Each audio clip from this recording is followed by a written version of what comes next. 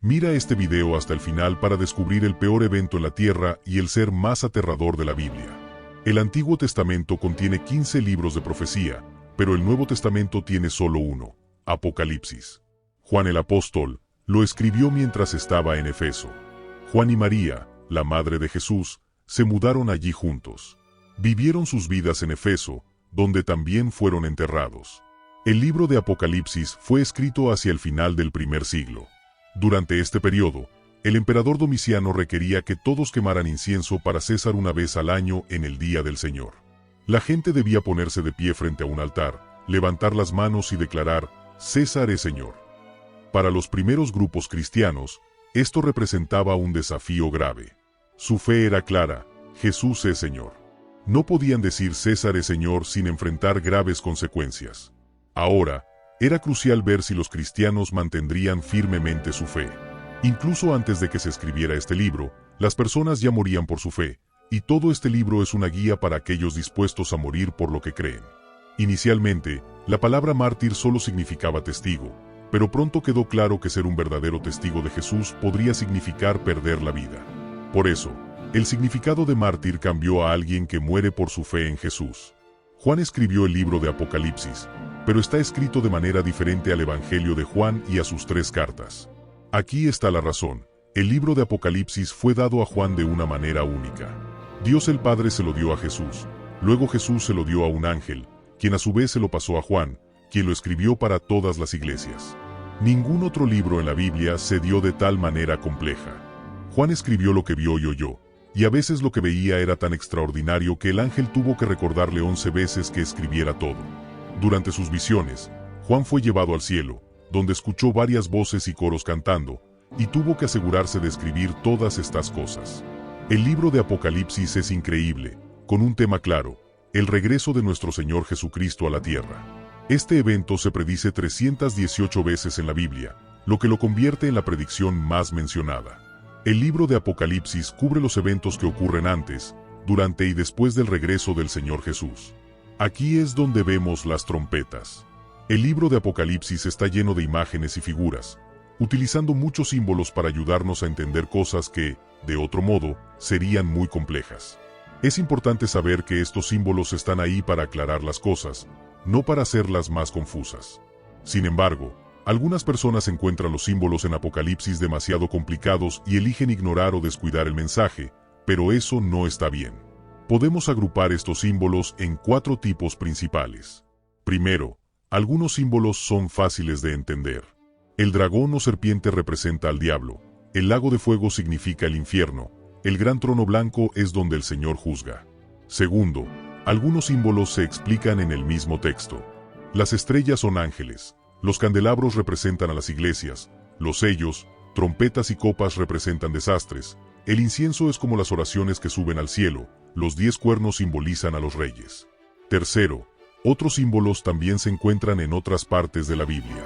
En el Antiguo Testamento, encontrarás el árbol de la vida, el arco iris, la estrella de la mañana, la vara de hierro, los jinetes y los gobiernos opresivos representados como bestias salvajes.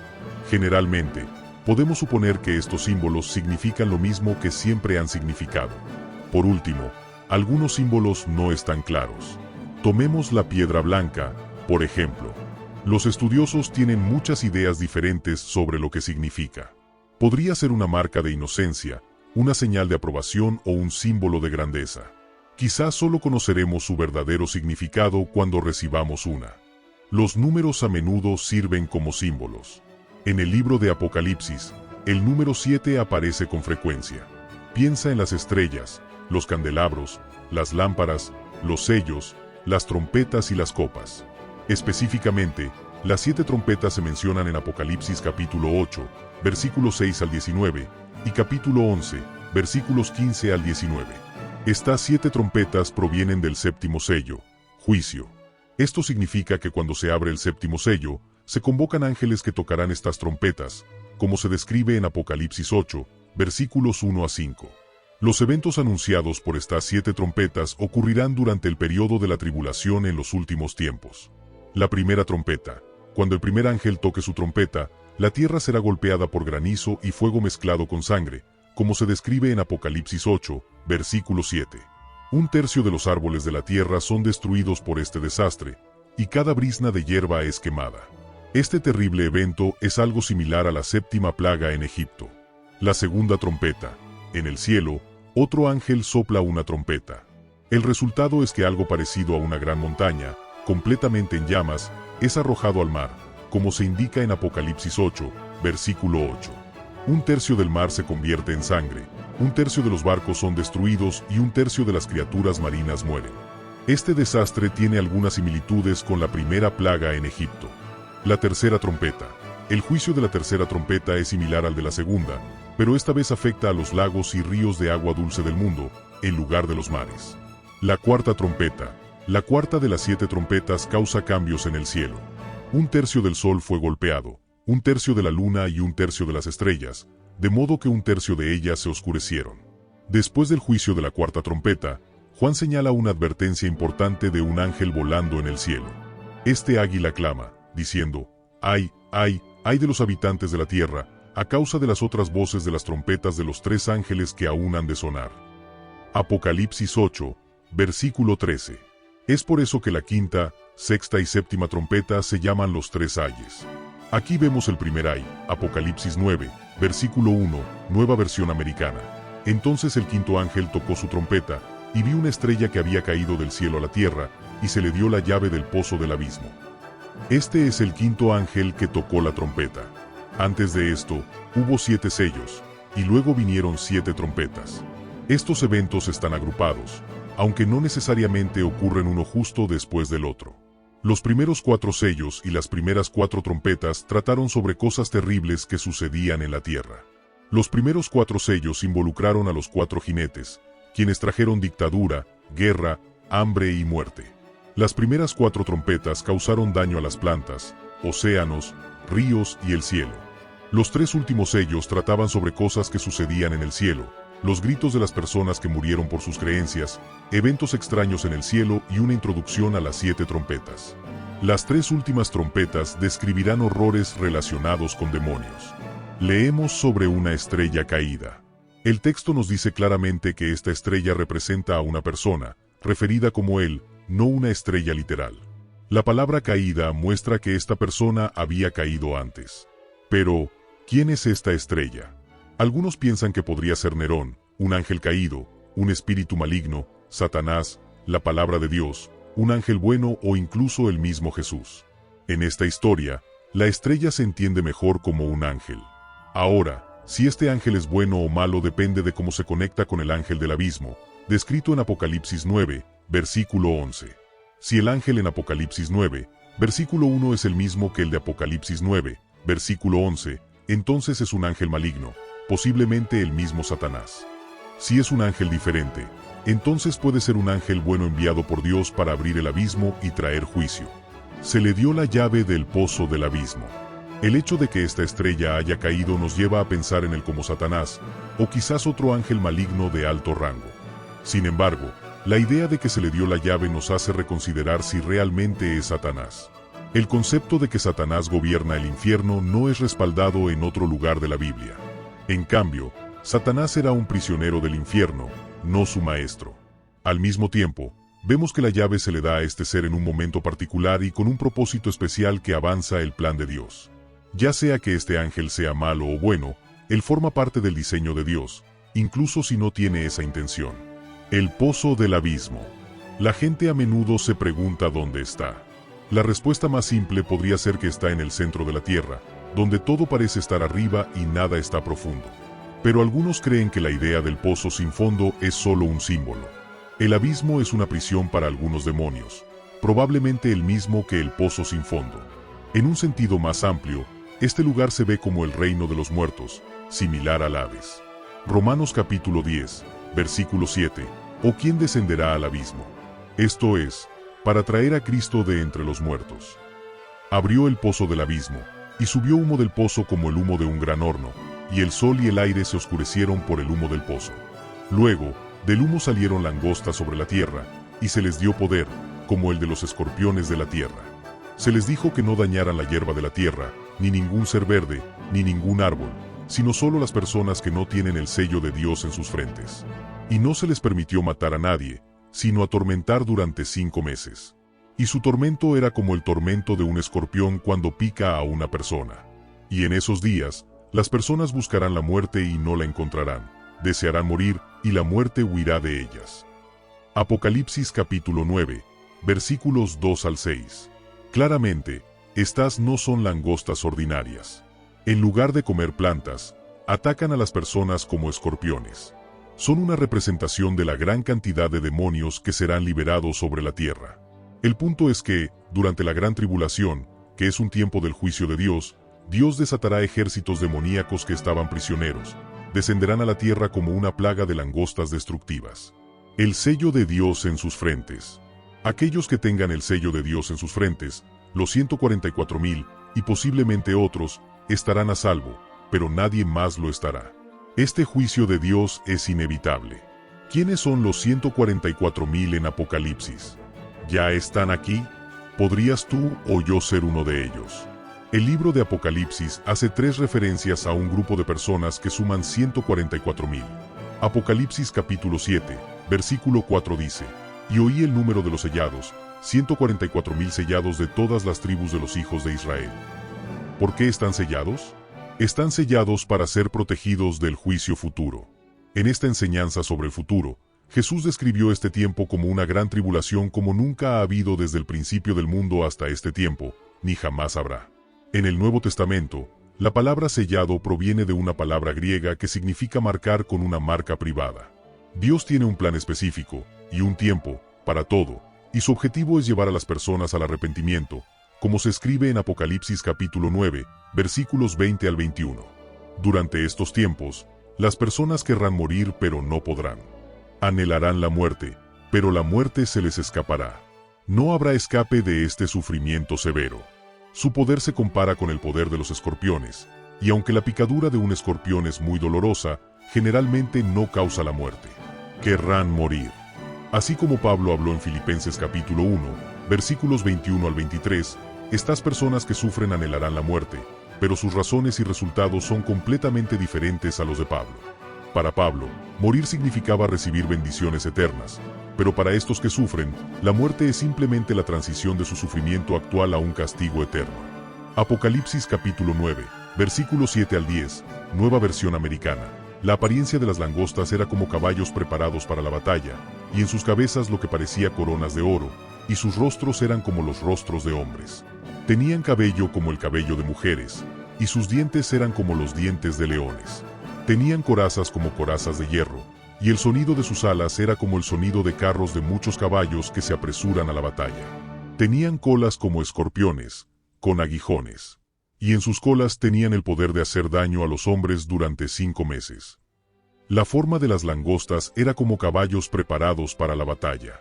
Las personas a menudo han intentado demostrar que esta descripción de las langostas, aunque poética, realmente corresponde a langostas naturales. Pero esta visión ignora una señal clara de su naturaleza demoníaca. ¿Por qué Dios las llamaría langostas si no son langostas reales, sino espíritus malignos que devastan como langostas? Una razón clave es que las langostas sirven como mensajeras del juicio de Dios. Vemos esto claramente en el Antiguo Testamento en historias como Éxodo capítulo 10, versículos 4 al 14, y Amós capítulo 4, versículo 9. Como caballos, como oro, como los rostros de hombres, como el cabello de mujeres, como los dientes de leones, el uso repetido de la palabra como sugiere que la descripción no debe tomarse literalmente. El efecto general de esta imagen es una crueldad extraña y aterradora. Las langostas mencionadas podrían de hecho simbolizar entidades como helicópteros armados utilizados por el anticristo o un gobierno global, pero estas son ideas especulativas y no se alinean con cada detalle. Parece que Dios, respondiendo al deseo prolongado de estos espíritus malignos de tener sus propios cuerpos, les creó cuerpos. Estos cuerpos son aterradoramente adecuados, al igual que los espíritus malignos que los habitan. No podemos precisar exactamente quién o qué representa el enjambre de langostas. Lo que sabemos con certeza es que, justo antes del fin del mundo, el mal soportará un periodo de sufrimiento demoníaco severo como nunca antes. Los detalles de cómo ocurrirá esto permanecerán desconocidos hasta que la historia los revele. El líder de estas langostas, Apollón. Apollón y Abadón comparten los mismos pensamientos de destrucción o tormento, perdición. Abadón es un demonio que trabaja bajo Satanás, encargado de un abismo lleno de langostas que harán su aparición en los últimos días. Como el Antiguo Testamento y el Nuevo Testamento fueron escritos en diferentes idiomas, la palabra para destructor en griego será diferente de la palabra en hebreo. Esto es algo que debemos tener en cuenta todo el tiempo. Aunque solo vemos el ejemplo en la segunda mitad de la Biblia, en Apocalipsis capítulo 9, versículo 11, 5 versículos en el Antiguo Testamento usan esta palabra. Abadón, en el Antiguo Testamento, parece significar destrucción. El nombre Apollón es la forma griega de Abadón, que significa destructor. Apocalipsis capítulo 9, versículo 11, y tienen sobre ellos como rey al ángel del abismo. Su nombre en hebreo es Abadón, y en griego tiene el nombre Apollón. Esto muestra que el campamento del enemigo está organizado, con el título de rey. En el libro de Daniel, encontramos al príncipe de Persia, quien también es un demonio de alto rango. El término rey y príncipe muestran conexiones con un reino. Esto muestra claramente un reino con fuerzas que se oponen a nosotros. Este evento marca el comienzo del fin, durante el cual Satanás y los ejércitos bajo su control serán desatados. Se les permitirá tomar a aquellos que rechacen a Cristo como Rey durante la purificación de toda la tierra para dar paso a un nuevo cielo y una nueva tierra. El nombre Abadón aparece en algunas versiones del Antiguo Testamento. Juan está haciendo una declaración espiritual y política audaz en el libro de Apocalipsis al referirse tanto a Abadón, en hebreo, como a Apollón, en griego. Juntos, los sellos, trompetas y copas de los últimos tiempos comprenden el gran día de la ira de Dios y sirven para juzgar el reino del anticristo de maldad. El Abadón y Apollón de Apocalipsis es un demonio real que un día infligirá un dolor real a personas reales durante el juicio real de Dios. Abadón era un lugar de los muertos en el Antiguo Testamento, Job capítulo 31, versículo 12, que se asocia regularmente con la muerte y el reino de los muertos. Está vinculado al pozo y los rollos del mar muerto. Por lo tanto, es equivalente a Hades, el reino de los muertos, a veces personificado, sobre el cual Dios y Cristo tienen control absoluto. Aquí, el control es asignado temporalmente a un ángel maligno que parece haber sido encarcelado con los otros espíritus del pozo. Juan puede estar adaptando ligeramente el título para hacer su punto. Así, muchos sugieren que este título también tiene la intención de burlarse de Apolo, el dios arquero, uno de cuyos emblemas era la langosta. Esto nos informa de que el objetivo del mal, que es el principal de Abadón, está en nuestra contra. Juan capítulo 10, versículo 10. El ladrón no viene sino para hurtar, matar y destruir. Yo he venido para que tengan vida y la tengan en abundancia, hasta que sobreabunde. Con el abismo abierto y el humo subiendo, Juan ve a Abadón y sus langostas. Dado que se les dio la instrucción de no dañar la hierba, ningún planta verde, ni árbol, ni a las personas que tienen el sello de Dios en sus frentes, podemos deducir que estas langostas representan algo simbólico. Las langostas verdaderas se alimentan de vegetación, incluidos los árboles, la hierba y las plantas. Las langostas son simbólicas, y las langostas se usan como símbolo en el Antiguo Testamento. Observe que el sonido de las langostas recuerda a un ejército poderoso que se acerca a la nación. El tormento de las langostas se permite durante 5 meses. La esperanza de vida de las langostas es de 5 meses, y la temporada durante la cual las langostas normalmente atacarían también abarca 5 meses. Esta parece ser la razón para usar este número de meses para la duración del tormento. La angustia y el sufrimiento no durarán solo unos pocos días, sino tanto como las langostas continúen existiendo en el mundo. La única forma de terminar con este ataque de las langostas de Abadón es que los atacantes terminen de causar su destrucción. El tormento es tan insoportable que es comparable con el veneno de un escorpión, y el sufrimiento será tan severo que las personas desearán estar muertas. Buscarán la muerte, pero no la encontrarán. Está claro y es consistente en la Biblia que los demonios existen. Son entidades que se oponen a la supremacía de Dios. Buscan llevar a cabo su rebelión profana influyendo en las personas para que vivan de maneras que contradicen las intenciones declaradas de Dios. Al mismo tiempo, permanecen bajo su control y pueden ser usados para cumplir con el plan divino. Los cristianos deben someterse a Dios y resistir las incursiones de Satanás y sus secuaces. Como resultado, necesitamos comprender la verdad fundamental de las Escrituras sobre el comportamiento de los demonios y sus métodos de influencia. Habiendo tomado conciencia del trabajo de los demonios, se nos manda que tomemos una postura en Cristo y nos opongamos a ello, ya sea como individuos, corporaciones o estructuras sociales. Ahora, estos demonios tienen libertad de acción sobre la tierra. Los demonios buscan alejarnos de Dios promoviendo el pecado, induciendo tentaciones, atormentándonos y asustándonos. Como sus contrapartes, la naturaleza de un demonio es espiritual, inmutable e inmortal. Los demonios no son omniscientes, y su poder está limitado a lo que Dios permite. Jesucristo vino a la tierra para liberar a los oprimidos por el poder de los demonios. Ahora, estos demonios son liberados, aunque con límites, Dios está finalmente en control.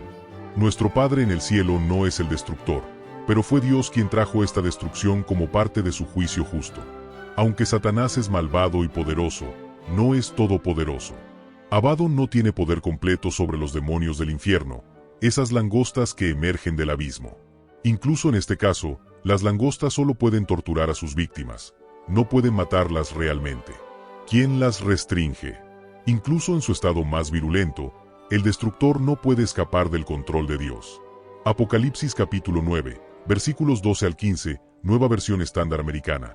El primer haya pasado, he aquí, 2 ayes están por venir después de estas cosas.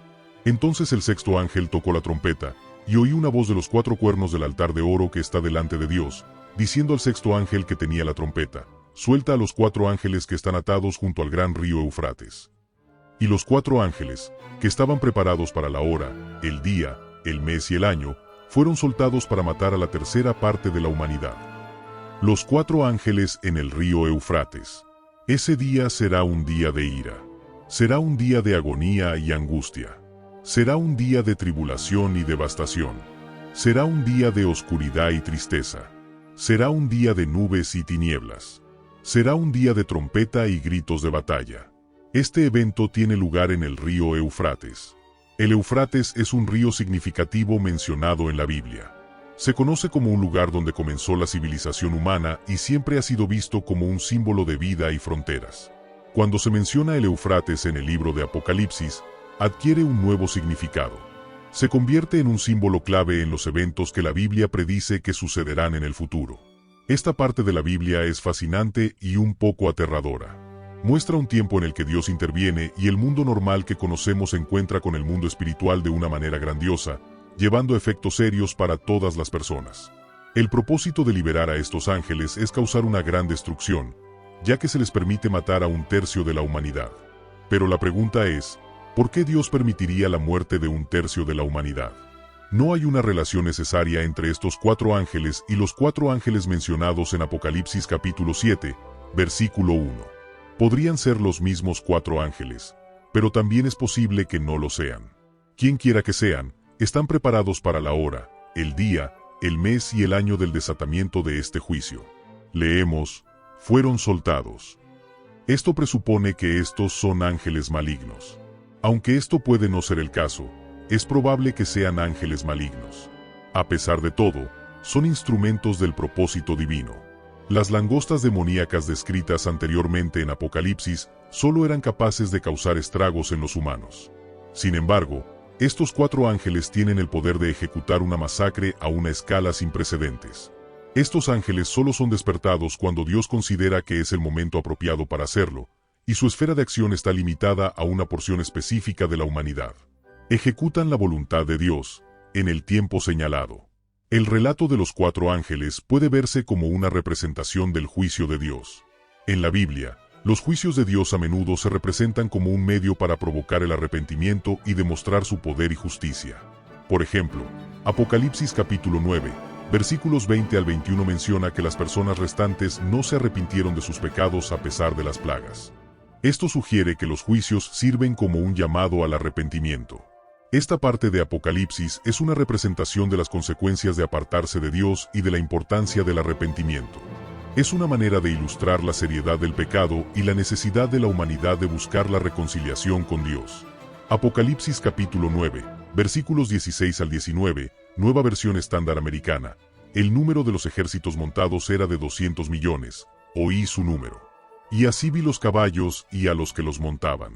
Los jinetes llevaban corazas de color fuego, jacinto y azufre, y las cabezas de los caballos eran como las cabezas de leones, y de sus bocas salían fuego, humo y azufre. 1/3 de la humanidad fue matado por estas 3 plagas, por el fuego, el humo y el azufre que salían de sus bocas.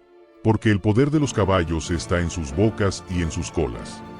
Porque sus colas son como serpientes y tienen cabezas, y con ellas hacen daño. El número mencionado no necesariamente debe tomarse literalmente, pero sugiere un ejército tan vasto que es incontable, y más grande que cualquier cosa que los humanos hayan visto jamás. Estos jinetes son descritos de maneras extrañas y aterradoras, creando una imagen vívida de horror, destrucción y una conexión con fuerzas malignas. El ejército de los jinetes se refiere a un ejército regular o uno sobrenatural. Estamos hablando de un ejército compuesto por humanos o demonios. Si este pasaje describe un ejército regular de humanos, entonces la extraña descripción podría referirse a la guerra avanzada moderna. Quizás Juan está tratando de describir la maquinaria moderna de la mejor manera que sabe, lo que resulta en esta narrativa extraña y aterradora. Sin embargo, ningún ejército humano de tal magnitud ha existido jamás. El número total de todos los ejércitos, en ambos bandos, en el apogeo de la Segunda Guerra Mundial fue de solo 70 millones. En 1965, China afirmó tener un ejército y milicia de 200 millones, pero muchos dudaron de esta afirmación. Incluso si tal ejército fuera reunido y avanzara hacia el oeste, es difícil, aunque no imposible, imaginar que un ejército de este tamaño mate a un tercio de la humanidad, quizás 2.000 millones o más. Por lo tanto, podría ser más seguro pensar en esto como un ejército literal de 200 millones, pero uno que es demoníaco, invadiendo la tierra. Esta idea sigue la descripción anterior de un ejército demoníaco como langostas en el capítulo. Apocalipsis capítulo 9, versículos 20 al 21, nueva versión estándar americana. Y los demás hombres que no fueron muertos por estas plagas no se arrepintieron de las obras de sus manos, ni dejaron de adorar a los demonios y a los ídolos de oro, plata, bronce, piedra y madera, que no pueden ver, ni oír, ni andar, y no se arrepintieron de sus homicidios, ni de sus hechicerías, ni de su inmoralidad sexual, ni de sus robos. Generalmente, las personas no mostraron arrepentimiento ni cambio en sus caminos, incluso frente a muchas señales claras y poderosas. No debían adorar a los demonios ni a los ídolos, pero la gente siguió adorando ídolos como si nada hubiera cambiado. Continuaron adorando a los demonios, ya sea que se dieran cuenta o no. Es sorprendente ver lo rápido que las cosas parecen volver a lo que la gente considera normal después de un desastre mayor, como un terremoto. Rápidamente olvidamos las lecciones que Dios nos enseña, incluso aquellas que vienen con sus juicios.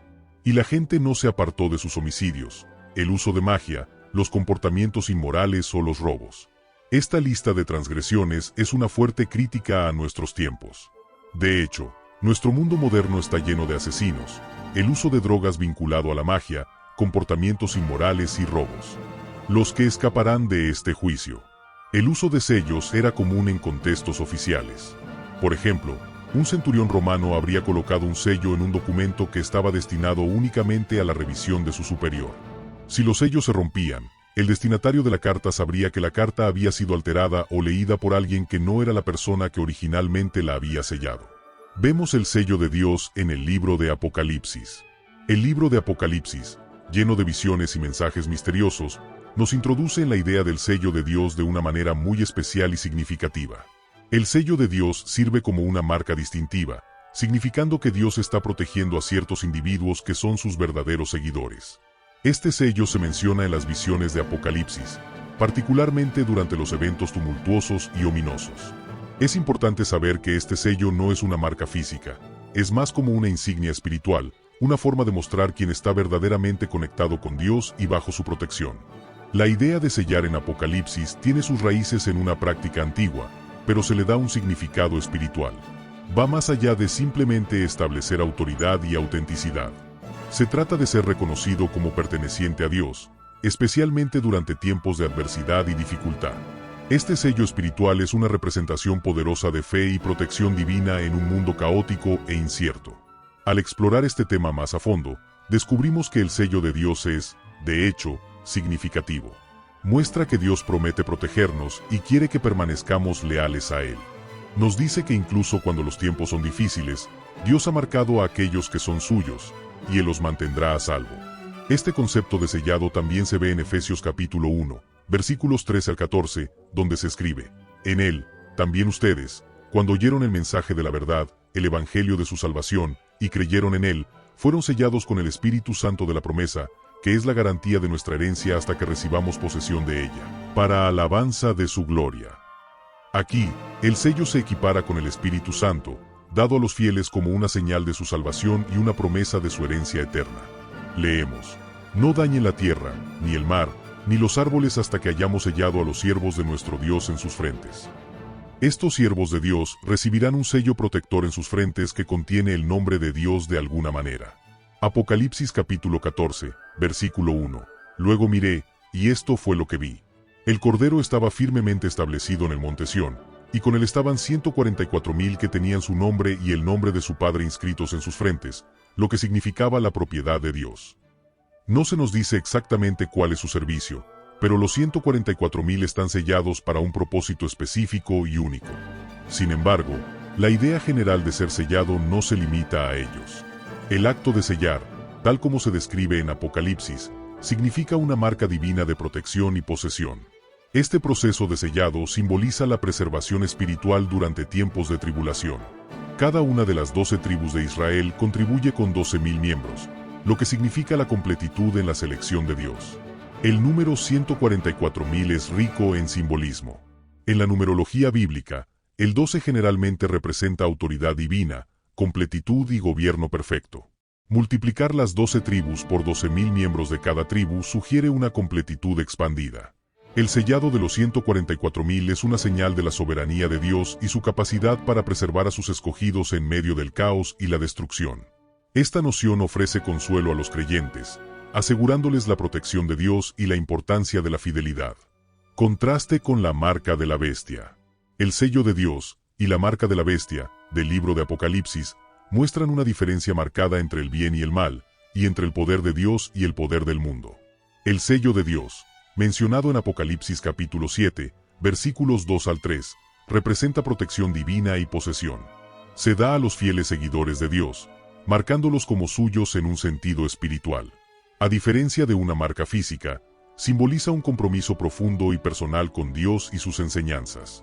Poseer el sello de Dios indica protección espiritual durante tiempos de juicio y prueba.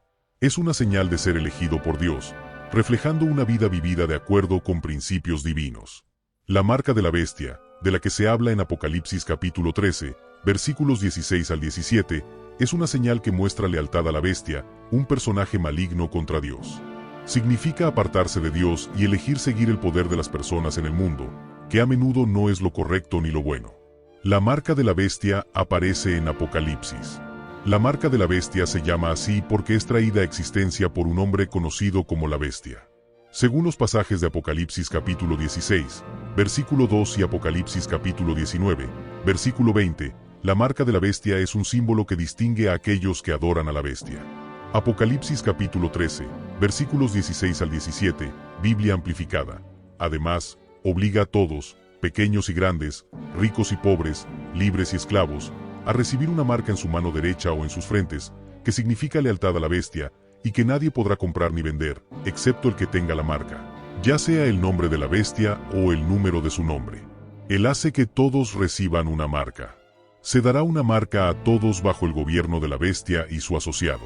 Esta marca es necesaria para participar en la economía, y aquellos que no la tengan no podrán comprar ni vender nada. Solo aquellos que lleven un número especial en una parte visible de su cuerpo y o frente, estarán autorizados para comerciar, y el número se marcará solo en aquellos que participen en la idolatría imperial. El número 666 es el nombre codificado del dictador. Hemos discutido su significado, la naturaleza de la escritura apocalíptica. Hasta que él llegue, cuando su identidad con esta figura sea más que obvia, todos los intentos de decodificarlo son meras especulaciones inútiles. Una cosa está clara, él no alcanzará la perfección, el 7, en ningún aspecto. La palabra querigma en griego antiguo se refiere a una marca, pero no se asocia comúnmente con personas, por lo que algunos la interpretan como una marca simbólica. Sin embargo, la idea de que una marca física sea necesaria para comprar o vender no es imposible y podría ser práctica. La tecnología para dar a las personas una marca que les permita comprar y vender en la economía electrónica está disponible. Existen muchas formas diferentes en las que esto puede suceder, y programas de este tipo son propuestos y probados constantemente. Una marca en la mano derecha o en la frente. Satanás no es un ser creativo. todo lo que puede hacer es imitar a Dios. No nos sorprende descubrir que esto también es una parodia satánica de algo que Dios hará. Imita la marca de Dios en su pueblo. Aceptar esta marca es como darle la espalda a Dios. Muestra que estás eligiendo alinearte con aquellos que están en contra de Dios. No es solo una marca que puedes ver en tu cuerpo. Verdaderamente significa que estás viviendo tu vida en contra de lo que Dios representa. El sello de Dios VS, la marca de la bestia. El sello de Dios representa autoridad divina y protección, mientras que la marca de la bestia significa sumisión al poder mundano y corrupto. El sello de Dios es una marca espiritual, que denota fe y obediencia a Dios, mientras que la marca de la bestia es interpretada a menudo como una señal física o visible de conformidad con las fuerzas malignas. El sello de Dios significa salvación eterna y alineación con la voluntad de Dios, mientras que la marca representa ganancia temporal a costa de la condena espiritual. ¿Cuál es el propósito del sello de Dios? Así es como sabes que eres elegido. La revelación de Jesucristo fue dada a Juan por Dios, para mostrar a sus siervos lo que debe suceder pronto. Este libro está lleno de misterios sobre lo que ha de venir. ¿Qué significa tener el sello de Dios en mi frente? Así como Dios protegió a su pueblo en Gosén de las plagas, Él también estará con ellos mientras el mundo enfrenta sus juicios. En Apocalipsis capítulo 7, en medio de la revelación de lo que sucederá al final de la era, entender lo que esto significa para estas 144,000 personas es crucial. Pero, ¿qué significa esto para ti? ¿Ha puesto Dios su sello sobre ti? Debemos aprender lo que significa ser sellado por Dios, así que descubramos lo que esto significa. ¿Cuál es la provisión del sello de Dios? Hay 3 cosas que el sello de Dios te proporciona, y las identificaremos a partir de este pasaje en Efesios capítulo 1, versículos 13 y 14. El sello de Dios nos da inclusión. Como creyente en Cristo, eres considerado parte de Él. Esto implica que todo lo que le pertenece a Él también te pertenece a ti. Por ejemplo, debido a tu conexión con Cristo, su justicia también se convierte en tu justicia. ¿Qué significa el sello de Dios para vivir en los últimos días? Identifica lo que deberías estar haciendo de una manera muy similar a los 144,000 en Apocalipsis. Se te requiere servir como su testigo. A continuación, una explicación de lo que sucede después de que los 144,000 son sellados en Apocalipsis capítulo 7. Apocalipsis capítulo 7, versículos 9 al 14, nueva versión americana. Después de esto miré, y aquí una gran multitud que nadie podía contar, de toda nación, tribu, pueblo y lengua, que estaban delante del trono y delante del Cordero, vestidos con ropas blancas, con ramas de palma en sus manos. Y clamaban a gran voz, diciendo: La salvación pertenece a nuestro Dios que está sentado en el trono, y al Cordero. Y todos los ángeles estaban de pie alrededor del trono, y los ancianos, y los 4 seres vivientes, y se postraron sobre sus rostros delante del trono y adoraron a Dios, diciendo: Amén, bendición, gloria, sabiduría, acción de gracias, honra, poder y fortaleza sean a nuestro Dios por los siglos de los siglos. Amén. Entonces uno de los ancianos me habló y me dijo: ¿Quiénes son estos vestidos con ropas blancas, y de dónde han venido? Yo le respondí: Señor, tú lo sabes. Y él me dijo: Estos son los que han salido de la gran tribulación, han lavado sus ropas y las han blanqueado en la sangre del Cordero. Tenemos los cantos de los santos y los ángeles en esta ocasión. Los santos alabaron a Dios por salvar un gran remanente de judíos de la infidelidad y la destrucción. La postura de estos santos alabando, estaban de pie delante del trono y delante del Cordero, ante el Creador y el Mediador. Durante la adoración religiosa, debemos considerarnos en la presencia especial de Dios. Los miembros de la iglesia también están sellados. Pablo describió a los miembros en Efeso. En Efesios capítulo 1, versículo 13. En él también, habiendo oído la palabra de verdad, el evangelio de vuestra salvación, y habiendo creído en él, fuisteis sellados con el Espíritu Santo de la promesa, el cual es la garantía de nuestra herencia, hasta la redención de la posesión adquirida, para alabanza de su gloria. Más adelante les dice: Y no contristéis al Espíritu Santo de Dios, con el cual fuisteis sellados para el día de la redención. Efesios capítulo 4, versículo 30. Escribiendo a los miembros en Corinto, Pablo habló de Jesucristo, quien también nos selló y nos dio el Espíritu en nuestros corazones como garantía. 2 Corintios capítulo 1, versículo 22. Él también nos selló y nos dio el Espíritu en nuestros corazones como prenda. Aquellos que son guiados por el Espíritu Santo están marcados como cristianos genuinos, hijos de Dios y herederos de la vida eterna. Romanos capítulo 8, versículos 14 al 16. Porque todos los que son guiados por el Espíritu de Dios, estos son hijos de Dios. Pues no habéis recibido un espíritu de esclavitud para estar otra vez en temor, sino que habéis recibido el espíritu de adopción como hijos, por el cual clamamos, Abba, Padre. El Espíritu mismo da testimonio a nuestro espíritu de que somos hijos de Dios. Este sellado ocurre en el bautismo, cuando alguien recibe el Espíritu Santo después de arrepentirse de sus pecados. Hechos capítulo 19, versículo 6. Y cuando Pablo les impuso las manos, el Espíritu Santo vino sobre ellos, y hablaron en lenguas y profetizaron.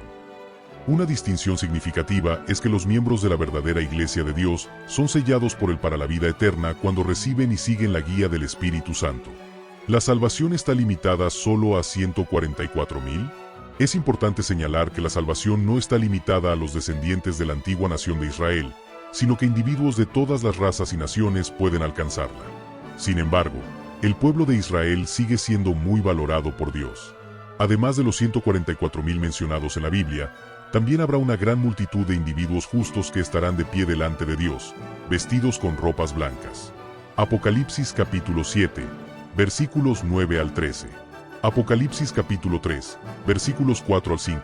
Pero tienes todavía unas pocas personas en Sardis que no han manchado sus ropas, es decir, que no han contaminado su carácter e integridad personal con el pecado, y caminarán conmigo vestidas de blanco, porque son dignas, justas. El que vence al mundo mediante la creencia de que Jesús es el Hijo de Dios, será vestido con ropas blancas y nunca borraré su nombre del libro de la vida, y públicamente reconoceré y confesaré su nombre delante de mi Padre y delante de sus ángeles, diciendo que es uno de los míos.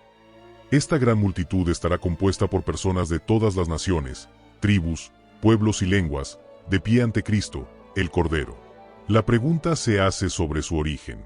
La respuesta es que estos son los que salen de la gran tribulación y han lavado sus ropas, haciéndolas blancas en la sangre del Cordero. Servirán delante del trono de Dios debido a su respuesta a Dios. ¿Qué hará que tantas personas se vuelvan a Dios durante la tribulación? La Biblia revela que dos representantes de Dios, llamados los dos testigos, profetizarán en el nombre de Dios durante 3 años y medio. Apocalipsis capítulo 11, versículo 3. A lo largo de la agitación y las circunstancias difíciles que acompañarán la tribulación, el ministerio de estos siervos de Dios resultará en muchos hijos e hijas siendo añadidos a la familia eterna de Dios.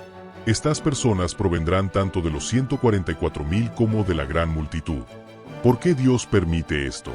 La Biblia sugiere que Dios permite la existencia del mal, incluidas las fuerzas demoníacas, para cumplir un propósito mayor. En el libro de Job, por ejemplo, Dios permite que Satanás ponga a prueba a Job, lo que finalmente conduce a una comprensión más profunda y una fe más firme en Dios por parte de Job. Esto puede interpretarse como Dios usando el mal o el sufrimiento para un bien mayor, aunque no necesariamente respaldando o creando el mal en sí. Es un tema complejo que a menudo lleva a discusiones sobre el libre albedrío y la naturaleza de la soberanía de Dios. La reconciliación de la existencia del mal y el sufrimiento con la naturaleza de Dios como amoroso y justo se conoce como el problema del mal en la Biblia. La Biblia aborda esto de varias maneras.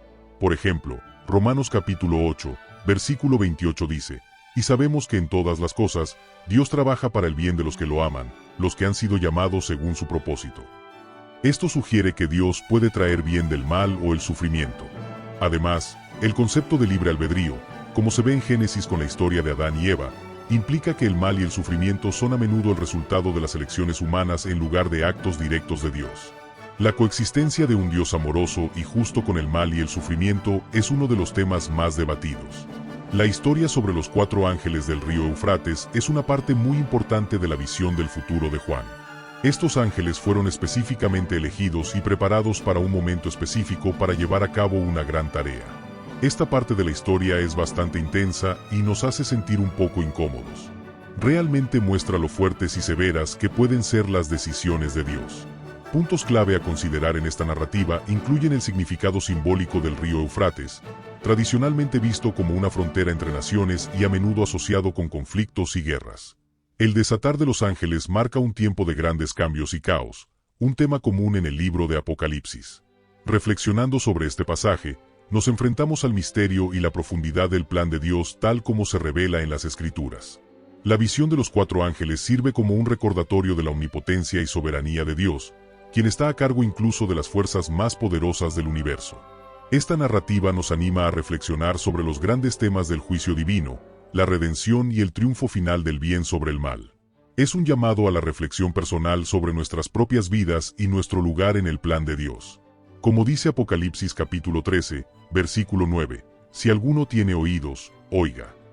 Este es un llamado a escuchar, entender y responder a las profundas verdades que se encuentran en la palabra de Dios. En general, los 4 ángeles en el río Eufrates no son solo una historia del pasado, sino un mensaje vivo relevante para hoy.